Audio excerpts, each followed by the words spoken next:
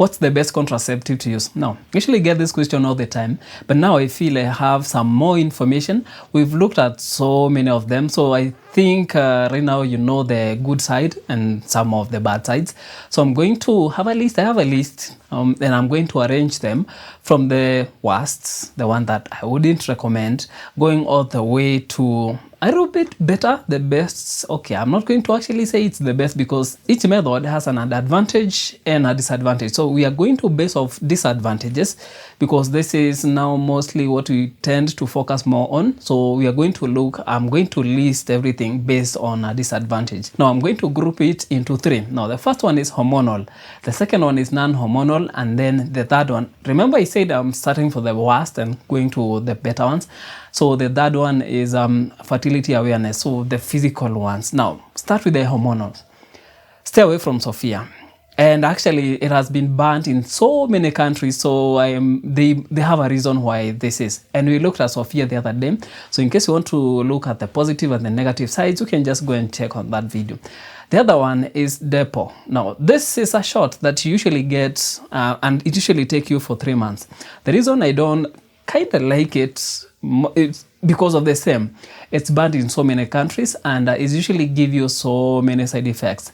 One of which is it can extend your infertility to up to 9 months and sometimes even to 5 years. So we've seen this. If you get this shot and it start reacting with you negatively, it means that you'll have to wait for the 3 months for the effects to wear off. So this is the reason why this is the second not so good. So we go to the other one, which is vaginal patch that contain estrogen. Now this one is a ring that is usually inserted around your cervix, and it usually give you a dose of estrogen, and estrogen is in a high concentration. Now this one will predispose you to getting uterine cancer and some other cancers that usually come because of high estrogen, especially the local application of that estrogen. Now the other one is implants. Now this one is better than the ones that we've mentioned, but the fact that you'll have to go to a hospital to have that inserted, and it's very uncomfortable. You'll have to use local anesthesia for it to be inserted, and also even when it comes to removing this thing, you'll have to have an incision made for it to be removed. So based off of that, I place it a little bit higher if you compare this to something like hormonal IUD, which is the next one.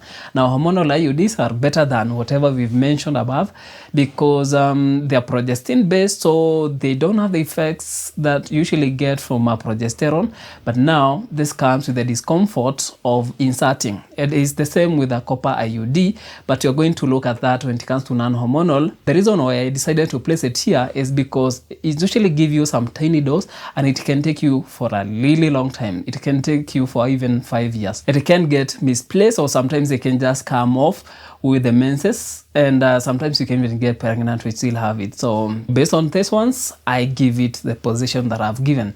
Now we have the daily pills, which is now coming next after hormonal IUD.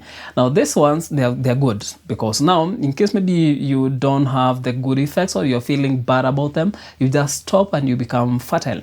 Although we have people who usually complain that they usually get the effects that we mentioned in the daily pills, so I think you can check on that video. So based on those effects, we're going to place it here, but now because you can just stop it anytime without even going to a hospital, without requiring any procedure, I think it's better off than actually hormonal IUDs. Now you go to non-hormonal. Copper IUD is way better than tubal ligation. Now I'm placing copper IUD in this location here, in the category of non-hormonal, and the worst performing is because of the discomfort that you get when it's being inserted, and sometimes it can predispose you to something like PID, which is pelvic inflammatory disease, and it can even in case, okay, it's usually rare, but in case you so happen to get pregnant when you have IUD, it increases the chances of you getting an ectopic pregnancy. So basis of that, non-hormonal worst performing. Now tubal ligation, this is whereby now the tube is tied. Now the tube, the oviduct, what we call the fallopian tube. It's either cut or tied. Now I decided to place it here because now it will involve a surgery and you're exposing your body to the risks that comes with surgery, including the infections and scars and all those. Now the other one is vasectomy. Now tubal ligation and vasectomy, I kind of put them in the same basket because you still have, although vasectomy will kind of be a minor surgery, both can bring regrets later. Maybe you want to get some more kids later in life, but then they are usually not so reversible.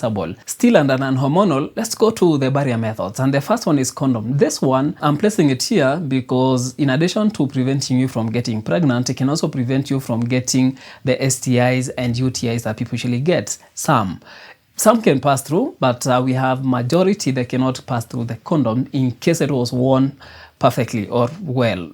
I'm placing it under the worst performing when it comes to barrier method because now the condoms, some can break. They are not 100%, at 87% when it comes to prevention of pregnancy. Now, this will be subjective to the user. If you know how to best use it, it can be more effective. If not, it will just predispose you to getting pregnant and having those STIs and UTIs. Let's go to the other one, cervical cap. Now, this one is a cap, kind of a barrier that is usually placed around your cervix that covers the entrance into the uterine wall, the uterine cavity.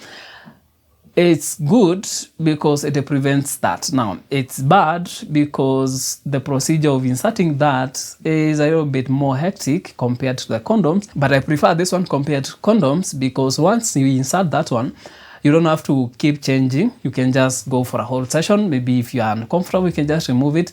But now the inserting process is a little bit not so, it's a little bit nasty, but okay, not nasty per se, but it's a little bit uncomfortable. Now let's go to the third category, which is the natural methods. Now the first one, or the worst performing, is the pull-out method. This one is usually not the best because it usually depend on the discipline of both parties, because you can be locked in or the person who is being locked in can forget to come out during that time. It can be, yeah, you know what I mean.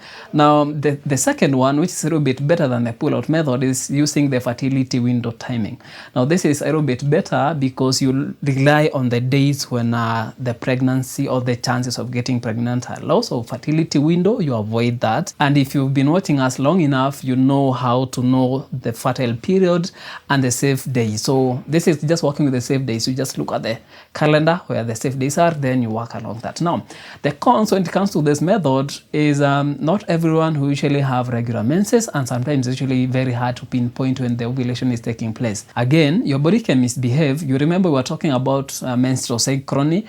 We don't know the effect that can have. And also, sometimes your menses can just decide to do what they want. Now, in conclusion, the best method, abstinence.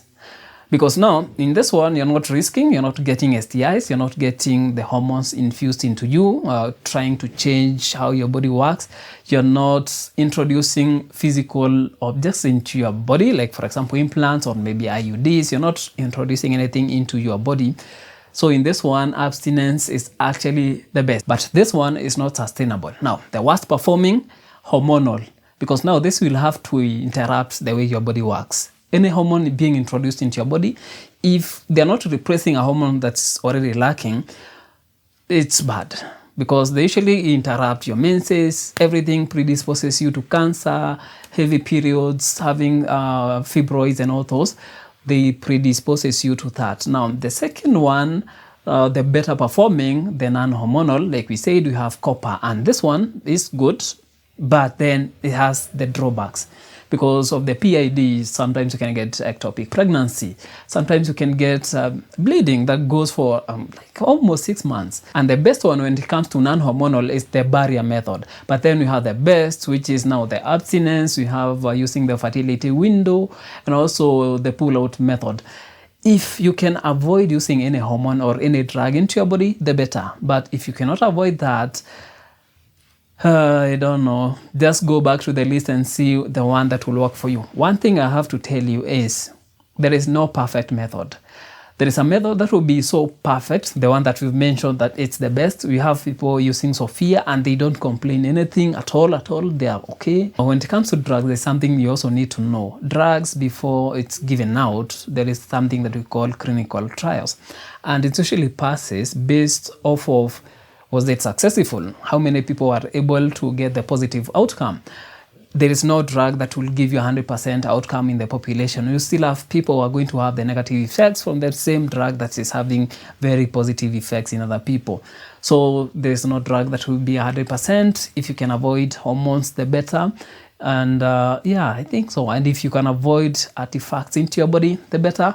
If you can stay natural, the best way. Just use the barrier method. The barrier method, the best. But then you'll have to work on discipline.